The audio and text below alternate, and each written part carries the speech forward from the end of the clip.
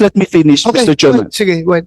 If I may, Your Honor, I think Please, tatapusin ko lang. You will have That your is time. You will have your time. sub judice, that goes into the very merits of the You will have case. your time, Attorney Torion. Yes, I know that. It is Your part of But the that is transcript of the Senate. improper. That is improper. Order. Maraming salamat po, Senator Ronald De La Rosa, ang ating chairperson, kay Senator Robin Padilla, sa lahat po na nandito po ngayon. Mr. Chair, with your indulgence, can I make an opening statement? Yes, sir. Yes, go ahead, Secretary. Ikaklaro ko lang ho para sa lahat at maunawaan po natin ang issue po rito. Yung pong reward na sinasabi, ito po ay inaalok, no? Hindi po ako nagsolicit nito. Never po ako nagsolicit. Never ko po nahawakan ng pera. Gusto lang nilang tumulong. At sila po ay nag-aalok ng pera sa mga magbibigay ng paraan upang mahuli si Pastor Quiboloy. Hanggang ngayon po, wala pa hong nabibigay ni singkong pera sa mga nahuli, maski na kay Canada. Tatanungin niyo po kung bakit. Siguro po natakot dahil nag-offer ng 20 million reward ang KOJC. No? On record po iyan, maski tanungin niyo po ang lahat. No? Inuulit ko, wala po akong natanggap, never ako nagsolicit po rito, at ito'y lamang pagtulong para mahuli si Pastor Quiboloy. Ngayon, sasariwain ko lang at ano ba legalidad nitong pagbibigay ng award. Alam niyo, ito'y parang pagtulong eh. In fact, may nakita kong isang clip na kung saan ang mismong, hindi ko po alam kung siya ay abogado ng Kingdom of Jesus Christ, no? Nakikita kong kasama po niya, na siya mismo nagsasabi ay ito'y legal dahil ginawa niya po. Baka pwedeng i-play ko po yung tape ni Attorney Topacio. Paki-play lang.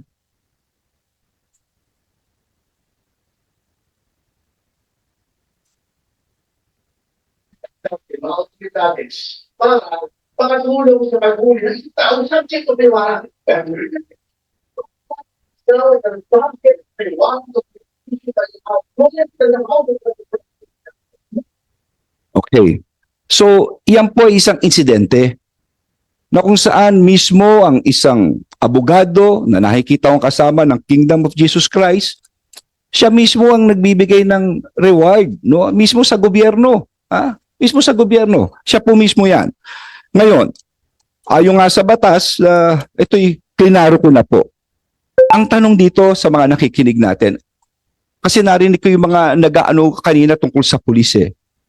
Sana naman sa mga kababayan natin, let us place the things in its proper narrative. Ilagay natin sa tama. Ano yung tama? Kami po ay ginagawa na namin ang trabaho namin. DILG po ako, sinusupervise ko po ang kapulisan. Ang pulis po, nananahimik yan. Pero kailangan gawin nila ang trabaho nila, ang mag-serve ng warrant of arrest. Ano ba sinaserve nila rito? 3 bagay po. Number 1, ito po ay galing mismo sa Davao Court, Branch 12 at sa Pasig RTC Branch 159. Sa mga nakikinig po, kung ikaw ay magkakaso, kunyari kaming dalawa ni Attorney Bascuna, Abalos versus Bascuna. Maghihiring kami sa piskalya. At kung matalo si Bascuna, ang kalaban niya na ay ang people of the Philippines. Ang kalaban niya na ang mamamayan ng Pilipinas. Yun na po ang nangyari rito. Sa RTC, tapos na po ito, umantong na sa people of the Philippines versus Pastor Quiboloy. At nag-issue ng warrant of arrest for child abuse. No? Ito ay ang sexual na, ito ay pag-aabuso sa mga bata. No, ng criminal case number RDBO 24-01439 ng Davao branch. And another warrant for sexual abuse. No? Ito po ay sexual na pagsasamantala. No? Dito rin po sa Davao. At sumunod ay ang Pasig RTC. Nag-issue na rin ng warrant of arrest for trafficking in persons, no? Ito'y qualified trafficking under Section 4 and 6, anti-trafficking. No bail po ito. No? Nobel po ito. Matindi ito. At bukod dito sa mga warrant na ito, I would also like to point out, meron din itong sa Amerika, may kaso rin ito. Conspiracy to engage in sex trafficking by force, fraud, and coercion. Pakikipagsabuatan upang isagawa ang sex trafficking sa pamamagitan ng presa, panloloko, pamimilit, pati na rin ang money laundering. No? Pero lahat po ito ay alleged. Hindi ko sinasabing guilty si Pastor Kibuloy, hindi po. No? He is deemed to be innocent until his guilt is proven.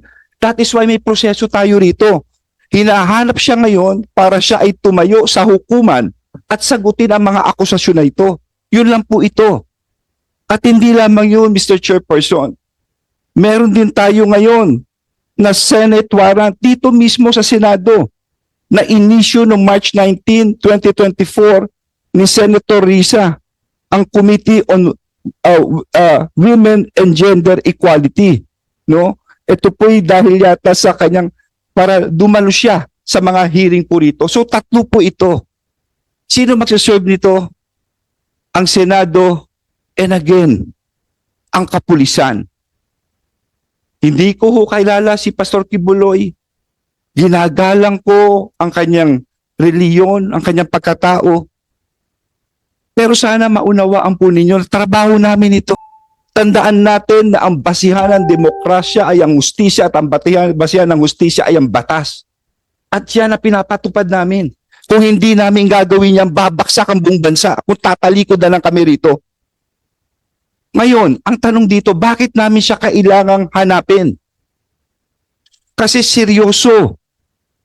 These are very serious allegations. Ang demanda niya. Hayaan kong basahin ko. Dito ang mismo yung testimony ng isang nagreklamo.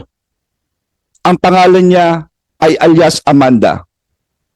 Babasahin ko lang po, si alias Amanda ay umarap sa Senado sa kanyang testimony noong Enero 23, 2024. At ito po ang sinabi niya.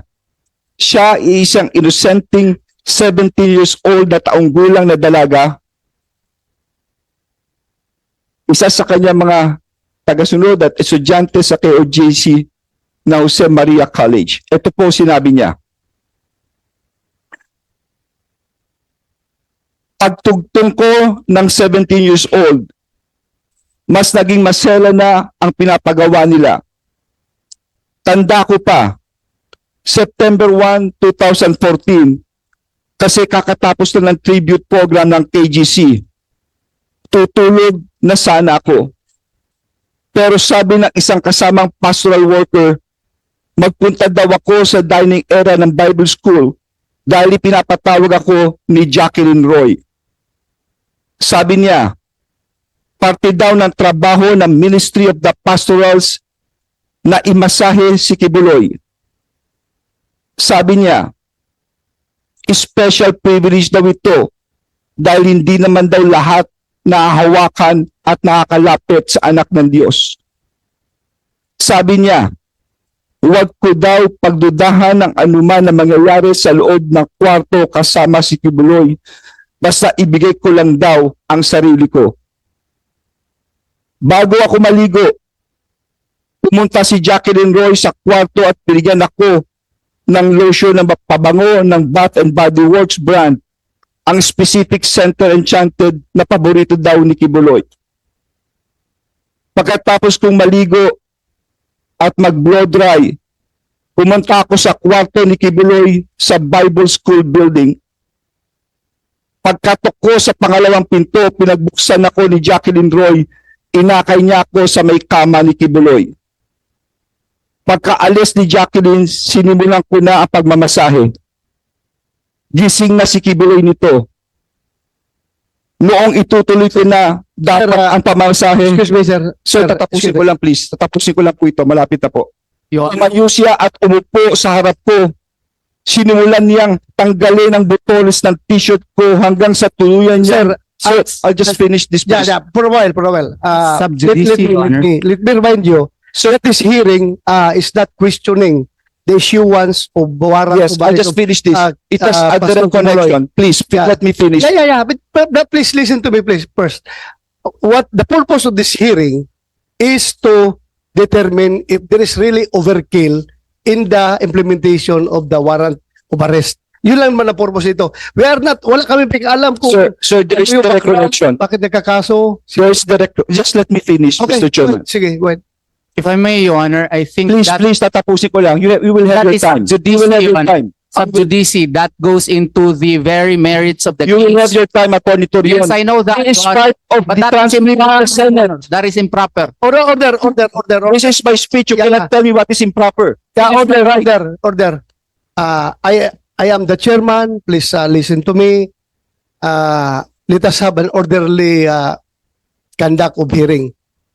So please, sir, kaya kita sinabihan, the purpose of this hearing is to determine kung indeed merong overkill yung implementation ng warrant of arrest. We are not, hindi Sir. natin tinatakil dito kung anong background, bakit nagkakaroon. Sir, may Warrant. direct connection po, sir. Yes, Please alam let ko, me alam ko finish. you're going to connect. But I'm just reminding you, and I don't want to deprive you of your opening statement. You can continue. But pakinggan muna yung sinasabi ko na the very purpose of this is to determine if there is overkill. Thank That's you. all. Thank That's you, all. Mr. You can Chairman. continue. You Yeah. can continue. Tatapusin ko lang po ito. Anyway, this is part of the record of the Senate. Wala akong iniimbento. Lahat po ito ay galing din dito to.